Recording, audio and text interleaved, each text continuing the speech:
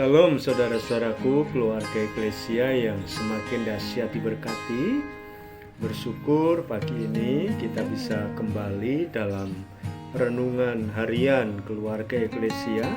Edisi hari ini Senin 12 April 2021. Pada kesempatan kali ini kita akan membahas tentang tenang. Dan firman Tuhan diambil dari 1 Petrus pasal 4 ayat 7b. Demikian bunyi firman Tuhan. Karena itu kuasailah dirimu dan jadilah tenang, supaya kamu dapat berdoa. Saudara-saudaraku, pada suatu hari ada seorang anak muda yang kehilangan pekerjaan dan ia tidak tahu lagi harus berbuat apa. Ia pergi menemui sahabatnya, seorang hamba Tuhan yang usianya lebih tua. Ketika sampai di rumah sahabatnya tersebut, pemuda ini berteriak-teriak tentang masalah hidupnya. Dengan kalap dia berteriak. Dia berkata demikian, "Saya mohon pada Tuhan agar menolong saya.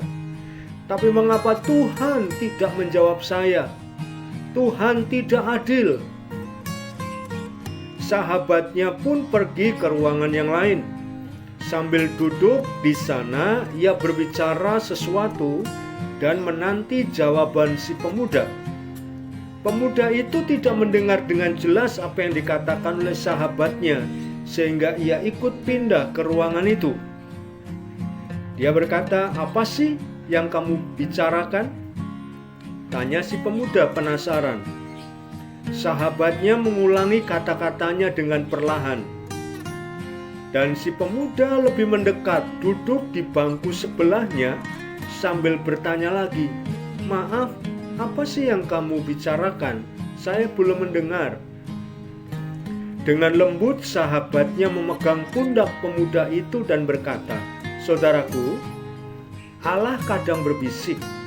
Jadi kita perlu lebih dekat menghampirinya agar dapat mendengar dengan lebih jelas suaranya." Saudara, banyak orang yang menginginkan jawaban Tuhan seperti petir menggelegar di udara. Tetapi Allah sering diam dan terkadang dia berbicara dengan lembut, bahkan berbisik, dengan alasan agar kita mau menghampirinya dengan hati yang tenang dan lebih dekat lagi.